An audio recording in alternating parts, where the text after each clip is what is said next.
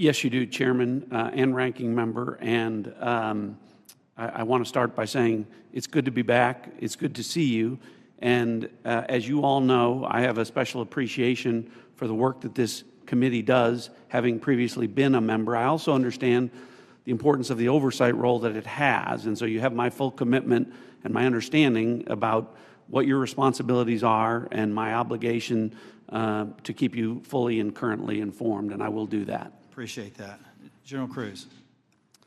Chairman, of course, you have our continuing support on this critically important effort for the nation. Thank you. I appreciate that. I want to turn now to something that's a topic of conversation and really needs to be, and that's our own neighborhood here in our Western Hemisphere. I mentioned in my opening statement, I'm deeply concerned about encroachment in the Western Hemisphere, not just by China, but other adversaries like Russia and Iran, from Russian military cooperation with and support to Venezuela and Nicaragua, CCP-linked companies' acquisition of critical assets in Central and South America, Iran's defense agreement with Bolivia, the establishment of a technical military cooperation commission including Venezuela, Cuba, China, Russia, and Iran. And I could list several more alarming examples. I'm afraid we focus so much of our attention across the world that we've lost sight of our own neighborhood, leading to the anti-American regimes gaining permanent footholds within striking distance of the homeland. So, Director Gabbard, to the extent that you can discuss it in this setting, what is the intelligence community's assessment of adversary encroachment in the Western Hemisphere? Thank you, Mr. Chairman.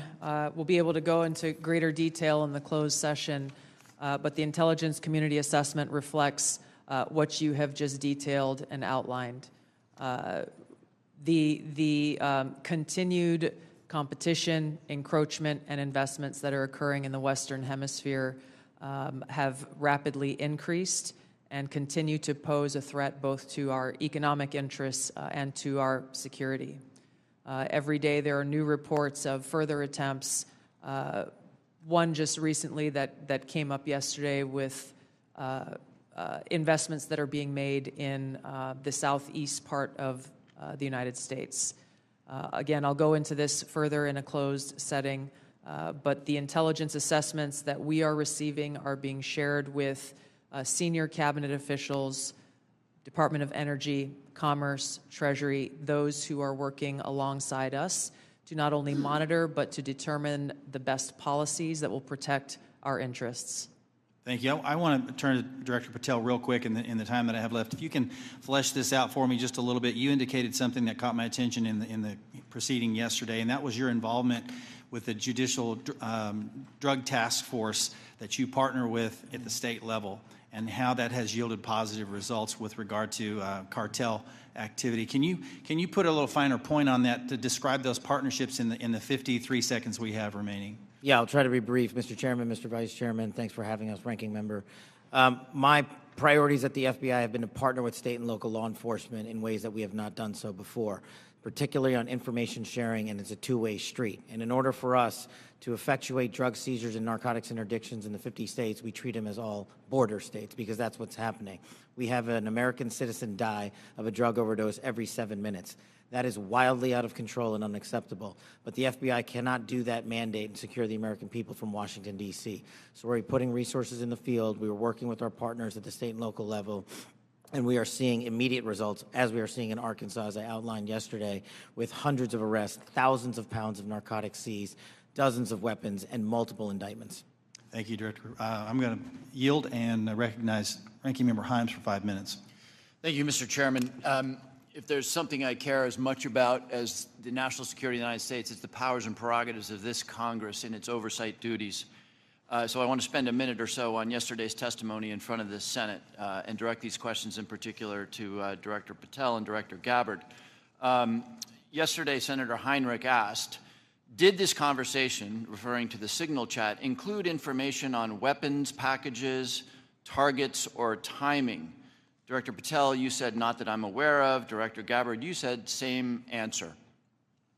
This morning we learned that the signal chat included the following update, forward-looking update from the Secretary of Defense. Time now, 11:44 Eastern Time. Weather is favorable. Just confirmed with CENTCOM. We are go for mission launch. 12:15 Eastern Time. F-18 launch. First strike package. 13:45 trigger-based F-18 first strike window starts. Target terrorist is at his known location, so should be on time. Also, strike drones launch. MQ-9s. 14:10 more F-18s launch. Second strike. Do either of the directors want to reflect? Senate, you were on this. You were on the signal chat, correct? No. Okay, but did you review the material on the signal chat? No, I wasn't Okay. on it. Director Gabbard? Yes, Ranking Member. My answer yesterday was based on my recollection or the lack thereof on the details that were posted there. I was not, and what was shared today reflects the fact that I was not directly involved with that part of the signal chat and replied at the end reflecting the effects, the very brief effects that the National Security Advisor had shared. So it's your testimony that less than 2 weeks ago you were on a signal chat that had all of this information about F-18s and MQ-9 Reapers and targets on strike, and you in that 2-week period simply forgot that that was there. That's your testimony? My testimony is I did not recall the exact details of what was included there. That was not your testimony. Your testimony was that you were not aware of anything related to weapons packages, targets, and timing. As the testimony yesterday continued on, there were further questions related to that, where I acknowledged that there was conversation about weapons, and I don't remember the exact wording that I used, but I did not recall the specific details that were included. Director Gabbard, you've reasserted that there was no classified information. I think we can all agree that that information shouldn't have been out there. But let me ask you this. Are you familiar with the ODNI's classification guidance? I'm familiar with it. I've actually got a copy right here. If I read you a part of that guidance, I wonder if you could tell me what the level of classification indicated is. I'm reading from your classification guidance. And the criteria is information providing indication or advance warning that the U.S. or its allies are preparing an attack. Do you recall what your own guidance would suggest that that be classified? I don't have the specifics in front of me, but it would point to what was shared would fall under the DoD's classification system and the Secretary of Defense's authority. So let me help you, determine because there's what a is very clear classified answer. and what is not. I guess you don't have it, but information providing, this is the ODNI guidance, information providing indication or advance warning that the U.S. or its allies are preparing an attack should be classified as top secret. Do you disagree with that? I don't disagree with that. I just point out that the DoD classification guidance is separate from the ODNI's classification guidance. Do you think it would be materially different? Ultimately, the Secretary of Defense holds the authority to classify or declassify. Do you think it's likely that DoD guidance is materially different from what I just read? I haven't reviewed the DoD guidance, so I can't comment.